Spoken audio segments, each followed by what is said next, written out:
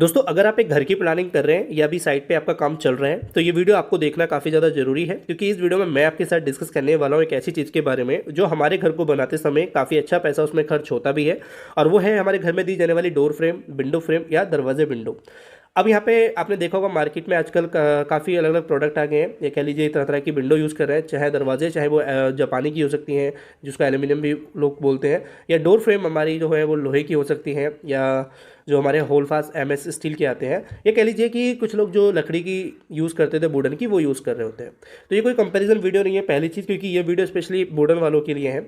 और मैंने कुछ समय पहले कुछ वीडियो डाली थी जिसमें हमने विंडो के डिज़ाइन के बारे में बात की थी, और उसमें जो लकड़ी के डिज़ाइन थे विंडो के, और उस पर काफ़ी अच्छा रिस्पॉन्स मिला। और मैंने देखा कि उसमें काफ़ी सारे सवाल यही थे कि सर हमें किस लकड़ी का इस्तेमाल करना चाहिए और कौन सी लकड़ी ठीक है। अक्सर लकड़ी में आप देखते हैं कि आप दरवाजे विंडो बना तो देते हैं, बट कुछ समय के बाद, साल डेढ़ साल के बाद, उसमें हल्की सी क्रैकें आ जाती हैं और उनको भरने के बाद भी उतनी अच्छे से लगती नहीं है, पॉलिश डल हो जाती है, जो ग्रीस होती है उसमें निशान, जो हमारे रेशे होते हैं वो भी सही से नहीं दिखते, कम हो जाते हैं।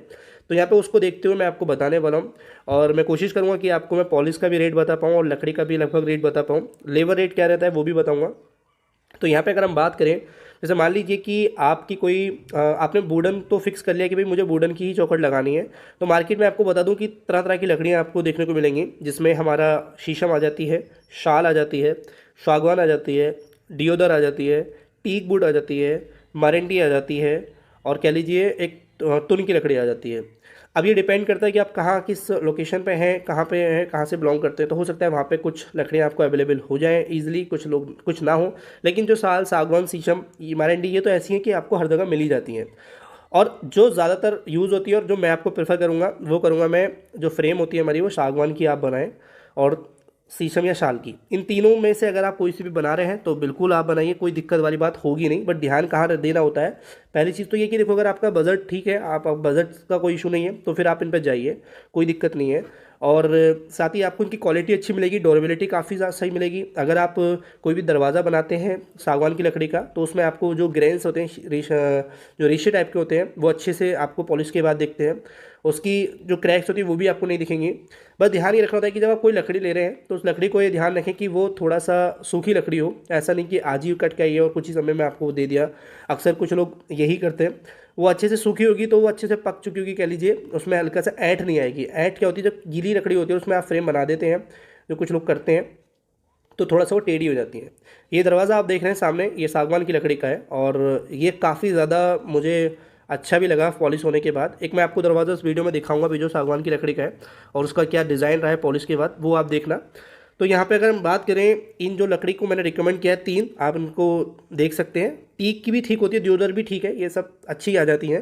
लेकिन मैंने जो यूज़ किए हैं वो ज़्यादातर साल्स और शीशम और जो हमारी सागवान होती है।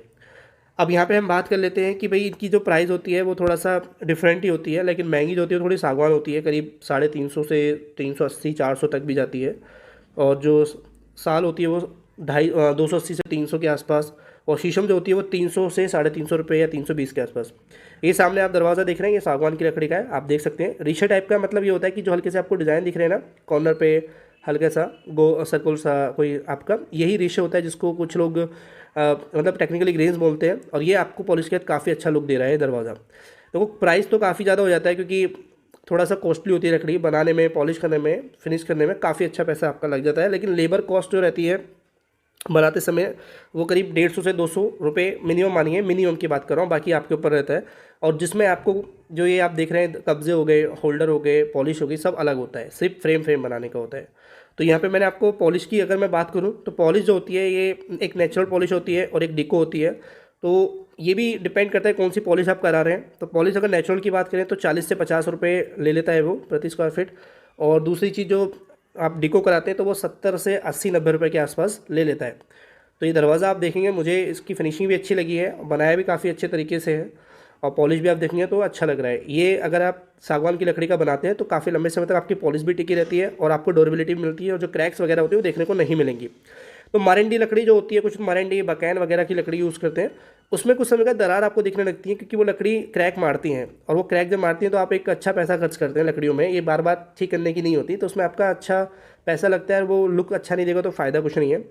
तो मैं आपको लकड़ी रिकमेंड किया कि जो जिनका डिसाइड है कि वो वुडन यूज़ करेंगे, तो उनके लिए मैंने ये सभी बातें कही हैं। और इसमें कंफ्यूज मत होना, क्योंकि मैंने काफ़ी लकड़ियाँ को नाम आपको ले दिए हैं। तो इसमें आप 3 पे जा सकते हैं: सागवान, साल, शीशम। शीशम बहुत अच्छी लकड़ी होती है, लाल जितनी लकड़ी मिलेगी आपको उतना अच्छा रहेगा। उसकी फ्रेम अगर आप बनाते हैं विंडो, वो बहुत ज़्यादा आपकी अच्छी रहती है। और बाकी तो सागवान तो है ही है। तो आई होप आपको ये वीडियो से कोई रिलेटेड डाउट नहीं रहा होगा, लेकिन है तो फिर भी आप कमेंट में टाइप कर देना, मैं उसका भी आपको जवाब दे दूंगा। तो thank you for watching video.